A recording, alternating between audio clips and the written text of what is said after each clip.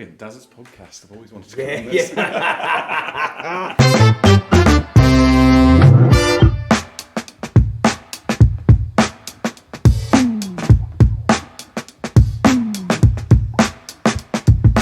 All right, guys, welcome to Not Another Whiskey Podcast. We're doing a 30 minutes with one of my favourite brands, Larkfire. If you have been under a whiskey rock and you haven't heard about Larkfire, I'm going to explain my story and how I got involved in Larkfire. So rewind about a year and a half ago, and I'm in a shop in Scotland and I see Larkfire sitting on a shelf. Out of interest, I buy a 4-pack of it. I take it home, I do some social media on it, and the guys from Larkfire tell me to grab the same dram, put some tap water in it, and put some Larkfire and see the difference. Now, at this point, I am almost 20 years in the whiskey industry, and I never really had a conversation about what difference, I suppose, water makes when you add it to your whiskey. And it blew my mind how much it changed everything. So for me, it was a really eye-opening sort of conversation and experiment to do. And from that, I started working with the guys from Larkfire, which has been an absolute pleasure. And Daz, we're sitting here in Edinburgh, and we've got James and Alan from Larkfire. Welcome to the show, guys. Great to have you here. Good morning. Thanks for having us. And may I add, really like the podcast, Daz. Yes, thanks, James. That means a lot. James's running joke is it's Daz's podcast. Yeah. It's great. The podcast works really well, and we really enjoy listening to it on our long journeys up and down to Scotland. yeah. Well, you've got a long trip from where you guys live up to Lewis. You know what I really like as well is Highland Spring water. Yeah. I mean, there's nothing wrong with Highland Spring if that's what you want. But if you want the best water for whiskey, you need to look elsewhere. Yeah. All right. Do you know what? But I like it because what I love is the challenge. I always remember one of the things that we used to hear a lot when we were younger was the only thing you should put in whiskey is another whiskey. You know, mixing whiskey as a bartender, sacrilegious. You know, you'd be shamed in a bar or a venue for serving a whiskey cocktail, for even daring to mix a whiskey drink. And it's all changed now. It feels like that's sort of softened a little bit. And for you guys, my view and sort of Mitch, and I'm aware of a couple of other waters that have existed in the past as well that have looked at this, and it's all about fine tuning your whiskey, isn't it? It's that sort of ability to add something that just enhances it in the way that you want, in a really controlled way, which is what it's about. The really important thing is getting a water that doesn't actually change the flavours, just allows them to release. So anything you add to whiskey, which is already hugely chemically complex, is going to have an effect. So you actually want water to do a job rather than change a flavour. And the job it's doing is just releasing those flavours from the ethanol so that you can get more of what's already in the whiskey. And the great thing about adding water to whiskey is changing the experience. It's not actually changing the whiskey. So for us, it was about finding a great water. Jim did the research, spent years looking for the right water, and we'll talk a little bit about why even set off on that journey. But now that we've got this fantastic product and we're working with the whiskey industry, and it's an absolute joy to work in the whiskey industry. People are so much fun. We've had a lot of fun together, and I'm sure we'll have lots more as we continue with our exploits in the industry. But That's very cool. And James, I want to hand it over to you because you started up Larkfire. So how did this all come around? Right. Well, it takes us back to 2017. And I was sitting in a bar with Mark, who's the co-founder, in London, and we were having a dram. I think we were celebrating something. Can't remember what. But it must have been important. Do you need an excuse? No, not really. It was, and I remember it was quite a large dram. So I went to the bar and said, "Have you got any water?" Because I'd like to take a bit of water with my whiskey. And the choices were London tap water, or I think it was Evian. So it just got us thinking really about, what is the best water for whiskey. So that sort of started. That was the starting gun, because we really between us thinking that London water, I mean, it's pretty horrible at the best of times. But then you think about the sort of crafting of a fantastic whiskey and what it actually takes. 3 years in a cask to start with, only 3 products. And it makes you wonder, really, when you put so much love and care into making this fantastic whiskey, when it comes to drinking it, you should show equal care about what you choose to put in it. And actually, it's as we mentioned earlier, it's your whiskey. You can do whatever you like with it, and that might be turning it into a cocktail, whatever. But you almost have to treat it with the respect that it's been given through those years of craft and care. So that started the journey, and so we did lots of research. We didn't just jump in, and it took us to a couple of chemists in Sweden. So what we were thinking about initially was the role that water plays in whiskey post-production, so in the drinking element. And there was a study done around, it was around how dilution. So that was the starting point, was around dilution. Why do you add water to whiskey? What does it do? What's the chemical reaction? And all these things are quite important, and it's important to understand why you would add water in the first place. And what we learned to sort of simplify things is that the flavour compounds attached to the ethanol compounds. So when you're drinking a dram, particularly cask strength, all the flavour is held within the whiskey, in the body of the whiskey. So when you're adding water, what happens is it unlocks those compounds and they come to the surface of the drink and into the nose. So that's why the flavour, the nose of the whiskey changes. It releases those compounds. So we looked at dilution, and we thought about what the sort of correct level of dilution is. Obviously, it's different for everyone, but we looked around 28%, which is it's quite a significant dilution in that respect. And then really, what we were interested in is what's the best type of water. So as Moff alluded to earlier, it's very chemically complex. So ultimately, you're after something that has got as little in it as possible. So that started the journey, and we set off across Scotland. We met some amazing people. We were, given haunches of venison. We drank water out of muddy springs. This is my vision. Is exactly that. Is you guys with a 2-pronged stick finding little puddles of water around Scotland and just tasting them all. I remember seeing a picture you showed me, and you just opened your boot, and it was just full of like bottles of water. Bottles of water. So yeah, we got really stuck in. It was the wind was blowing, shall we say? That it was pissing it down with rain. Yeah. But it was an incredible journey. But I remember handing the knife, the carving knife, over to Moff and say, "Look, I can't do this. I'm just a feeble wee man. You're gonna have to do this." And Moff looks like Desperate Dan anyway, so it was a bit of cow pie for him. Was always going to work out. So anyway, we looked at the geology of Scotland. So we looked at where we suspected that the sort of purest water would be. So this is water without any hardness, so without calcium. We were looking for something that was just very soft and pure, and we ended up in Lewis. So Lewis, the predominant rock in Lewis is Lewisham Gneiss, which is 3.5 billion year old rock, some of the oldest rock in the world, certainly the oldest rock in Europe, and it's very hard. And so what happens if you ever fly over Lewis, it looks like there's just puddles everywhere. So the water sits on top of the surface. It doesn't take on any of the mineral content, so I consider it ultra soft. So it leaves a sort of in your mouth. It's sort of slightly viscous, and it's quite soft. It's like almost syrupy in your mouth. Doesn't taste of anything. Doesn't smell anything. Hallelujah, perfect. I think that's the interesting part of Larkfire is whenever I start doing a tasting with it, I get everyone to try it just the water. And the reaction you always get from people is like, wow, this is super soft, and it does give you that coating. And I think that comes across with the whiskey as well. Yeah, so we're in Lewis, and what we did then, we tested lots of different lochs. And see, I've been training him well. Yeah, when I first met James, good, he always said lochs. Yeah.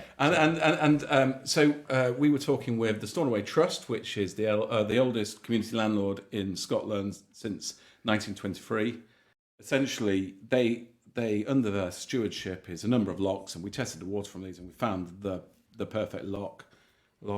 And thanks up there. Oh. Yeah, and we took the water back, and we did lots of testing on it, and this was our ideal water. So then we lay a 2.5 kilometre pipe, and that was in 2019. So that was 2019, and so now our water's batched as well. So there is a bit of changes between the various production runs, but obviously predominantly it's just ultra soft.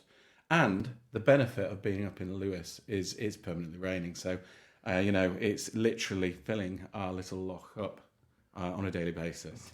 And that's and it's interesting because it's so interesting looking at the progression of Larkfire. When I came on board with you guys, it was very much this new brand that wasn't really that well known, because you guys started off and then lockdown hit and you were getting a little bit of momentum, and then obviously that was just knocked on the head. What's really interesting now with the brand is everyone's really starting to be aware of it within the whiskey world and out with the whiskey world.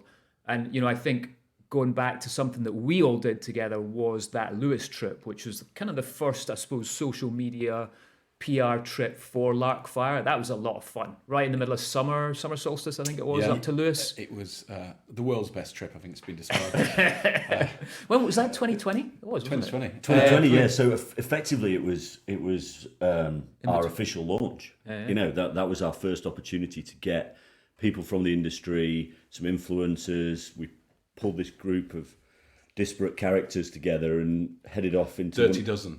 Dirty Dozen, and took them off to Lewis, really to show people that Larkfire is connected to the community in which we get the water. And we had a lot of fun on that trip. It was a great experience for everybody involved, but we were also really conscious that we had to use that trip to springboard the brand, really, and to really set off on the road to making it what it is. And thankfully the trip was a great success, barring one or two minor incidents, which we might talk about later.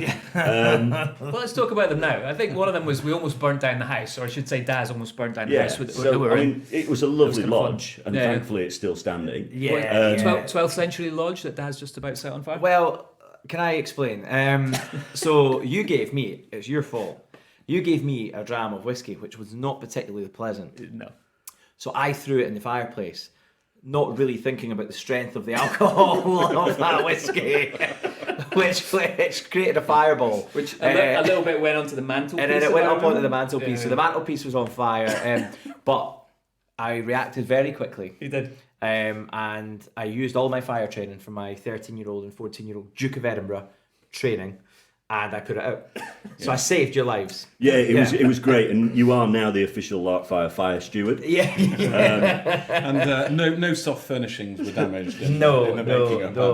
I think one of the highlights for me from that trip was the bar that we created on the edge of a cliff. That was it. That was unbelievable. Not much health and safety going on there. It was like 150-foot drop, and we were only about 10 feet away. You say there wasn't much health and safety involved, Mitch. In actual fact, as you know, I was planning the entire trip for many weeks in advance, and we'd done our risk assessment, and we'd made sure that those two whiskey barrels were perfectly stable and safe on the edge of that cliff. And you'll note that we didn't get any of the guests to go too close to the edge. We just allowed you to be there. Me. Yeah. And then the sacrificial lamb that is Mitch Beshard. And I also remember someone throwing in some fizzy mixer in there into my cocktail shaker. Making me fucking shake it. We never quite got to the bottom of who that was, Mitch. Moff, it was you, actually. Yeah. But what it is, an amazing place, and having a place to go and see the loch, where the water comes from, and getting that sense of place, that idea of culture and all that sort of stuff was really cool, because I hadn't been up before. Yeah, I think for us as well, it was important that, having found such a great water source, we actually rooted the business in the community as well. And the tasting that we did during that trip in McNeil's, that was class. Yeah, it was so much fun. Had loads of local people come in, enjoy some whiskey. We had the great brand ambassadors talking about their whiskey, but actually it was just about having fun and just bringing Larkfire to the people that live in Lewis and Harris, and getting them to understand that we're in it for the long haul. Mm-hmm.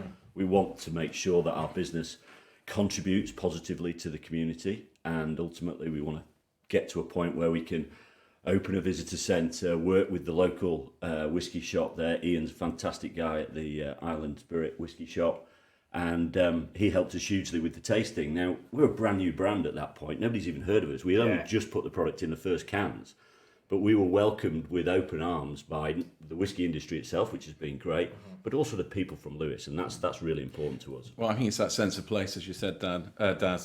Dan? Who's Dan? You call me Dan. Dan. Yeah. He answers to anything. Yeah. Well, that sense of place and that atmosphere as well. I think it's a very atmospheric product, and I think that helped to sort of help, probably you guys understand what it was all about and why this sort of water is so special. And I think that goes back also to our mantra, which is great whiskey deserves great water. And I think it's part of that story as well. this is probably one of the hardest places to get your water from, and we think it's worth it. And I think it is really important that this lovingly crafted whiskey is enjoyed with the best water. I mean, why should you not have the best water? I mean, it just makes sense. Yeah, and I think as well, what I like about the ethos of Larkfire is it's not about being precious with how you drink it. It's not like a certain amount of like a pipette that goes in of a couple of drops of water.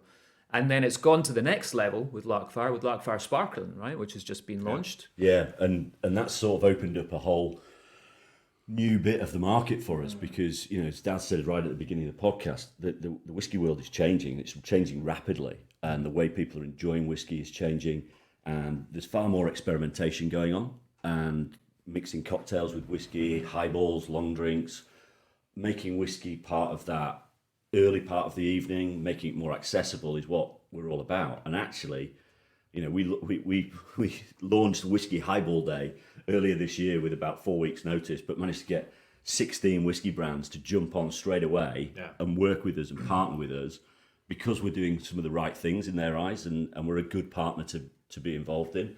And that's really encouraging as well. I mean, we were drinking highballs last night, guys. Yeah.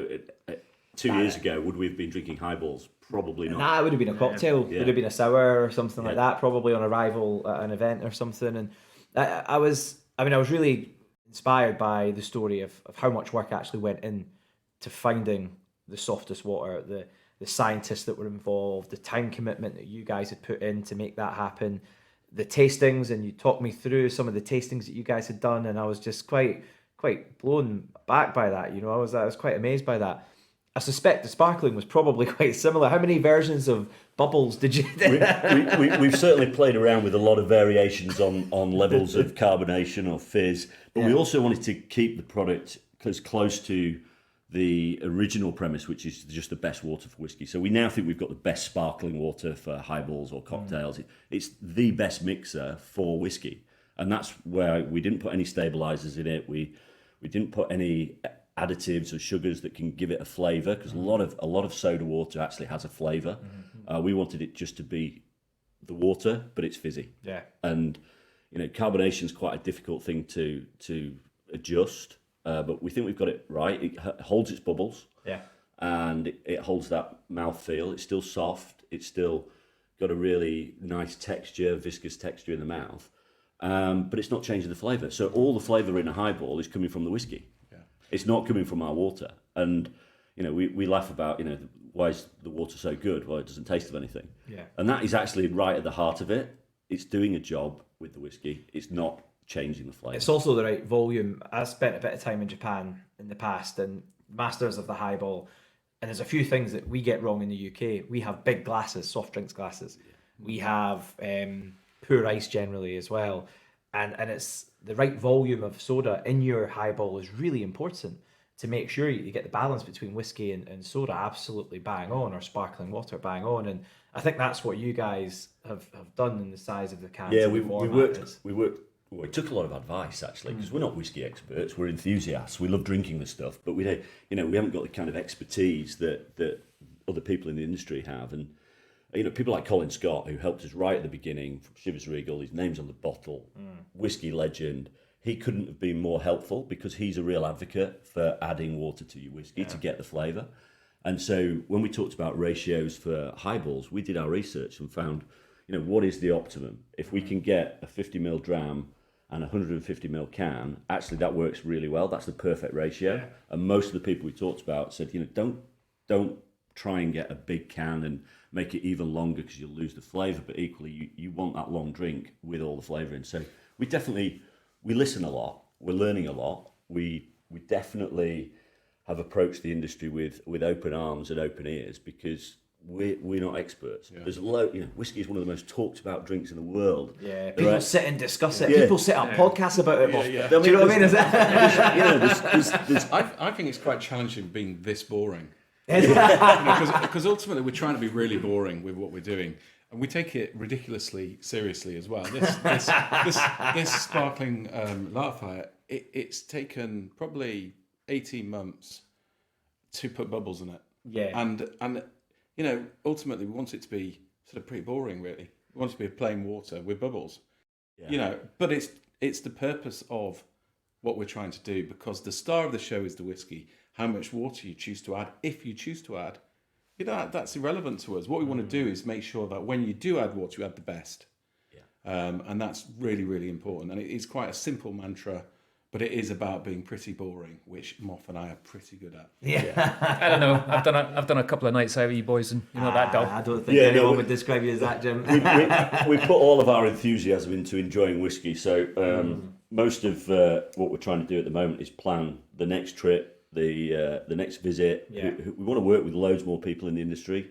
We've been lucky that we've created partnerships with some of the big whiskey brands and some of the smaller whiskey brands, some of the brand new whiskey brands that are just releasing their first products. And we've found that we've got a role to play with the massive businesses like William Grant's, right down to the new blenders like Peter Woven. You know, we've got an opportunity to work with all of these guys, and we actually want to work with more people in the industry because we are the neutral partner. Yeah, I think there's an added value though with Larkfire, and I see it a lot when I do tastings and I have Larkfire there. It's the ritual, and it's that little attention to detail that people get really surprised by. You know, you can see their faces light up, going, "What's this?" And you go, "Well, it's water for your whiskey, but it's from here and it's pure. It doesn't affect flavour, but it allows you to sort of manipulate, you know, how much dilution you want and things like that. And in the can and the pouring and all of that is just a lovely ritual, and it elevates the little experience that they're having at that particular time. And so it's not just about being boring. Actually, you're adding a little bit of specialness, a little bit of magic dust to that whiskey drinking moment, which is really cool. And we're also, it's a consistency as well. So whether you've tried a whiskey at a distillery, you've done the tour, you've gone into the tasting room, you've had 3 great whiskies, and every distillery you go to ends their tour with, and if you want to add a little bit of water, we're now that water. And that's the difference. You know, and then when you want to take it away, and you can take it back to America or Japan or Taiwan or wherever you visited from, England, it doesn't matter that you had an experience up there that you can't replicate. You can now replicate it because the water will always be the same. Yeah, and I think one of the best comments I've ever heard about the water was somebody describing it as like the water he used to have. You know, so I think there's a lot to be said for that. You know, water has changed, the regulations have changed. A lot of people say that Scotland has amazing tap water, and it does. But, you know, by law, we're adding chlorine, and we're going to start adding, if you've not already got fluoride, that will be added as well. And these things do actually make a large difference. Once you've smelt tap water, and smelt the chlorine in it, you can't really get it out. You can't unsmell it. I mean, you can't unsmell it. Well, I mean, we've had that conversation before because, you know, my house up in Speyside, that runs off the water source for Dalyoun, and it's not from mains water. And whenever I'm up there, very fortunate. You know, you guys have stayed there with me. The tap water there is unbelievable. But when I come back to Edinburgh, and as soon as I have some tap water, I instantly smell that chlorine. Because You're right, Jim. It has got a bit boring. Yeah. Well. Hold on. I was going to take you back. I was going to take you back 100 years. Oh. So to the start of the highball, and the highball actually was created for towns and cities because the water's so bad in towns and cities, they started chlorinating it. But the people who were drinking whiskey were saying, "Well, this tastes disgusting." You know, they didn't want to add it to the whiskey, so that's why soda was started to be added. Yeah. Back in the it's arguable whether it's the late. Well, who started it for a start? I mean, I think you started, didn't you, Moff? Yeah, about 100 years ago. 1890 the highball ball. was lots a about that Moff's age. invention. Right, so... Sorry, cut you off. Yeah, no, it's fine. But I was just going to bore you a bit more. That bit was getting boring.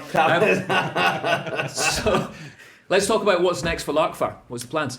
So what's next? I mean, in the fun side of the business, we're planning a trip to the Western Isles. Our next sort of whiskey ambassadors and influencer trip. I think we may have got a bit carried away last night. We were talking about seaplanes and. No. You were chatting about that 10 minutes ago.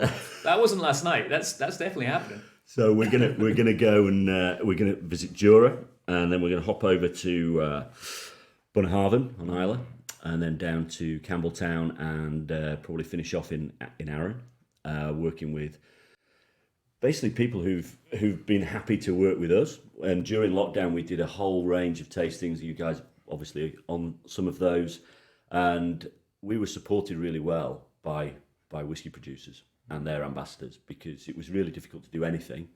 And part of that process of introducing the product to people was getting whiskey from the likes of White & Mackay, from Distell, and from all these huge brands that are far more established than we were, but they were willing to support. And we had a lot of fun on those tastings. They weren't what you would call a classic beard scratching, nosing tasting. We just told silly stories and had a laugh. Yeah. And They were good tastings. The online I thought the tastings, host you was guys. amazing. yeah, the host was okay. It was good when Daz did it. Yeah, when Daz did it. Yeah, it was better. Improved a bit. And then our annual trip, which is our sort of anchor point in the calendar, is always going to be around the summer solstice. And so we'll be taking a group up to Orkney next year and inviting a mixture of people from the industry, but also influencers and journalists to come and experience an amazing part of the world. And Teddy is going to manfully host us at Highland Park, and we'll have a lot of fun on that trip as well. Yeah. There's a more serious side is we're building strategic partnerships with the whiskey industry. We're going to be announcing one very soon, just waiting for the press releases to be signed off, but that's the first of many, and we've got great opportunities to get the product into people's hands through bars in Edinburgh and London and all over the UK, and we'll be doing some activation, particularly around sparkling. We're working with some music venues and music experiences to connect with a new audience and introduce whiskey, if they're not already familiar with it, that it's a really accessible drink and we can have a lot of fun with it. So we're going to be doing some live events and basically just getting the product out there and enjoying the process as well. And then let's talk about availability. Where is Larkfire available around the world right now? Because we've got a lot of international listeners now, guys. We do, yeah.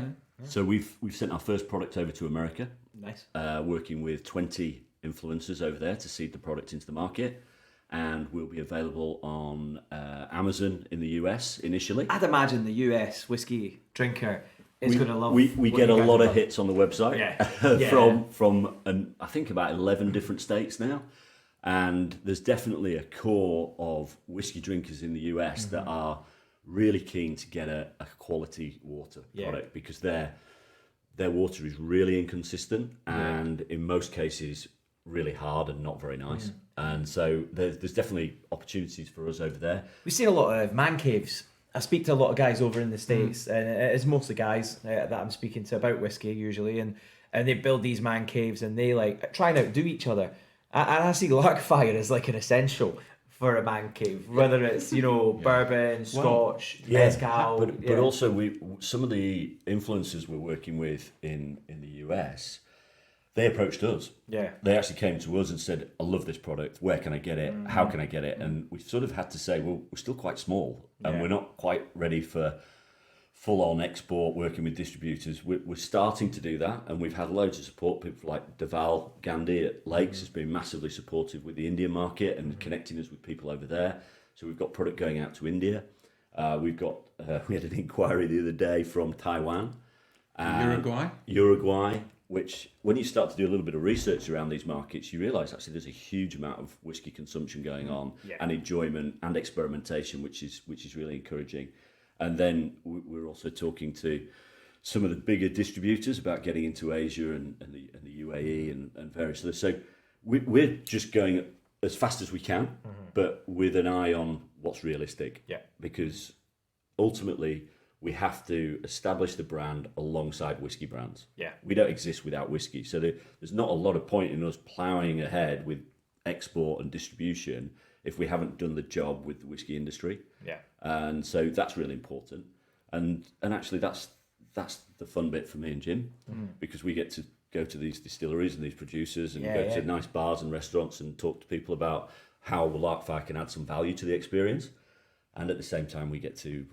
You get to meet some cool people, right? We've met some amazing people. And who stood out? Apart from us. well, apart from you two guys, Yeah. legends of the industry. Yeah, Thanks, mate. Real big names. Yeah. Yeah, you can edit that out. Scottish £10 note, yeah. Do you know what? We've had so many people that have really helped us and advised us. You know, I mentioned Colin Scott earlier. We were with Dave Broom last night. Charlie McLean couldn't have been nicer to us. You know, he's a guy that absolutely everybody in the whiskey industry knows.